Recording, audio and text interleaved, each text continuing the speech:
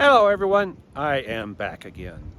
I got quite a bit of work done yesterday, so I'm going to show you what I've done.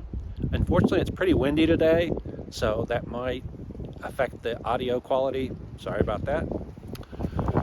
One of the things, speaking of windy, I did get my canopy back up, but you can see it's so windy that I need to tie this side back down. I'll do that in a little bit, but it is literally lifting that up, trying to take it somewhere. Luckily, it's tied down on the other side. Okay, so what I did yesterday was I got some sheet foam. It was about an inch thick, a 2 foot by 2 foot sheet. You can get it 4 by 8 foot sheets, but I was in my Corvette and there was no way to carry it. I didn't need that much anyway. So what I did was I cut those sheets and I crammed it in. Previously there was duct tape in between this surface and this surface because there was a gap. So what I did was I crammed the foam in here. It's pretty stiff foam and it was hard to do, but I crammed it in here. It was actually sticking way out, and then I got some Gorilla Glue epoxy, 5-minute epoxy. It's not 5 minutes, it didn't do squat for 5 minutes. And then I got some normal Gorilla Glue, the kind that I don't know if you know, it expands when it cures. It didn't matter in this case. And glued it in there. I also used these long 3-inch cabinet screws, screwed all of it together. It took about 2 hours for the stuff to actually cure solid enough that I could take the screws out. Once I did that, I used my multi-tool, my vibrating cutter, and trimmed it to a reasonable shape. And then what I did after I did that, I came in and sanded it to get it to where it looked as good as it could with what I had. There were some low spots, so then what I did was I went in and I got some plaster of Paris. I already had it from previous projects. Mixed it up and I filled in the whole side with plaster of Paris. In most of these areas, it's a real thin coat. In fact, I had to go over it several times because when I would run the tool across it, it would actually expose the surface underneath. So a lot of this thing is just like paper thin almost. But in other places, there were low spots that I knew where I joined things together, so I needed to fill them. Last night when I stopped, it was dark. There's that wind. Everything looked great, and then when I got up this morning, it didn't look quite as good.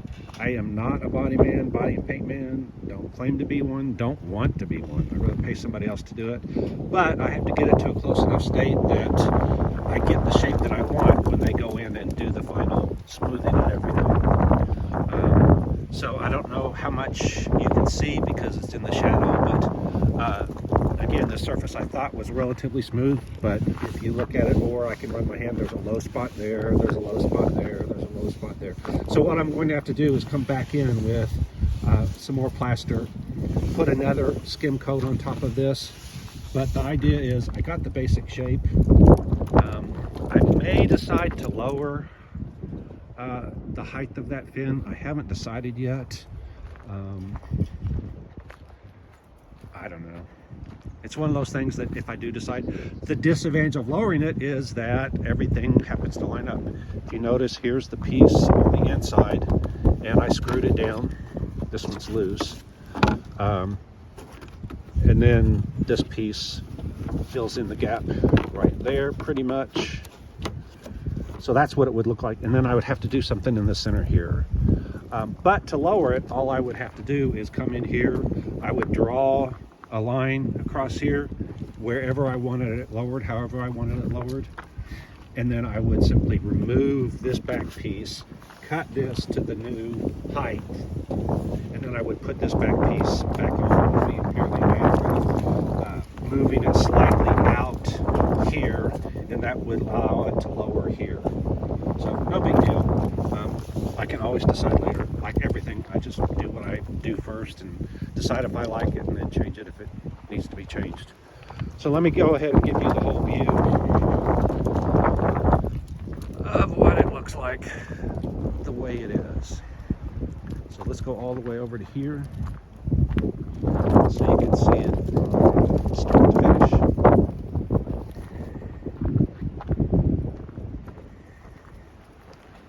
So I admit it's a bit exaggerated. I just have to decide, do I want an exaggerated look with this, or do I want to tame it down a little bit? The advantage is taming it down is a whole lot easier than building it up, because I had to do all that work to build it up from where it was before. All right.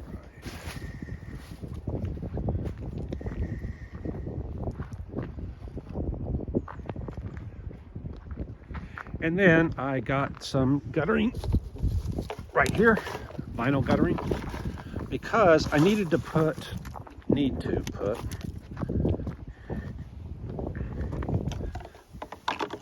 a rounded radius across here. Had a piece of wood in here, just so, and tape, so that I could mock all this up and see what it's going to look like. But now it's time to do it to the next level. So the next level was to come out here, extend this piece, the factory piece, out to where it meets here. When I do that, I don't want a sharp edge there. I want a radiused edge. So I went to Home Depot and went looking around. Luckily, I looked on YouTube and found people that had made these lower balances or running boards, whatever you want to call them, out of guttering. So I went and looked. All of the metal guttering had real sharp corners, which defeated the whole purpose of what I was trying to do. But then I saw this vinyl guttering, and all of the corners on it, or edges on it, are radiused. If you look at the end here, you can see there's a radius corner there, rather sharp radius. That's sharper than I would want. But the other two radiuses are fine. And then this one right here is a little bit sharp, but I might want it. I haven't decided yet. So I have two options. I can either cut this up and stick it in here the way it is with vinyl, or I could use this as a mold. I could put fiberglass on the inside, just like I did with this piece that I made here. Put fiberglass on the inside, make a fiberglass part, pop it out, and then directly use the fiberglass part. The problem with that is, as you know, it takes half a day to a day to do all of that. Whereas this piece, I can start cutting on it right now as we speak and go ahead and start patching it in there. Obviously, this would not be the final solution. This stuff is not really made for automotive use, but it does give me the shape that I need so that I can experiment. So what I've decided I'm going to do is, since I have 10 feet of this and I don't need anywhere near 10 feet, I'm going to go ahead and cut it to fill in that section, probably from here. I'll cut it long enough to go all the way up to the front here and then back and then to wherever. You can see it starts coming up here, so at some point it needs to stop or curve or whatever I end up doing.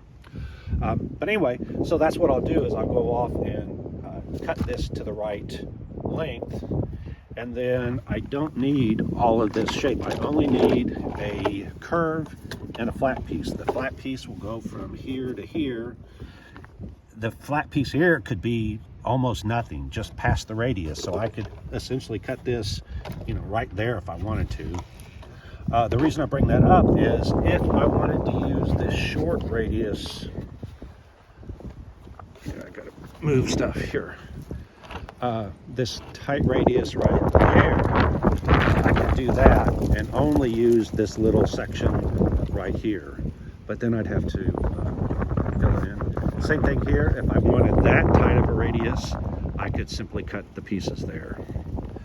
So what I'm going to do is, like I said, I'm going to cut a section out of this and then separate each of these and then mock them up here and see if I can live with this bigger radius. That would be the easiest thing to do, but I'm not sure. Part of me says that's bigger radius than I want. Ideally, I want something, again, probably about like that, or maybe halfway in between those two, but you know, I'm kind of stuck with what's here.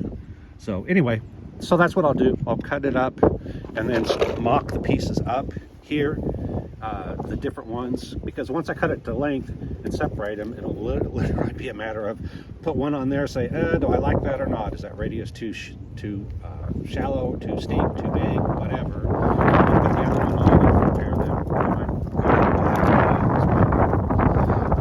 One of the other things I ran into is, now that I'm getting down to more details, a lot of this stuff needs to be They are dependent on each other.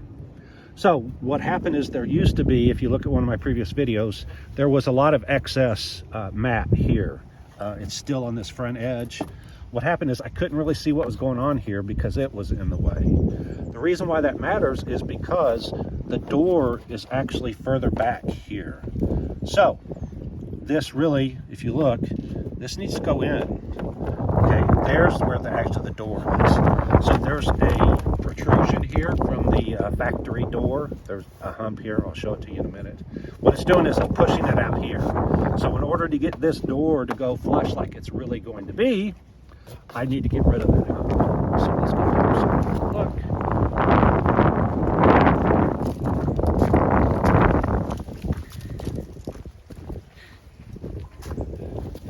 And this is what I'm talking about right here. This is sticking out. I cut it off, probably up to, I don't know, something like right there on the other side.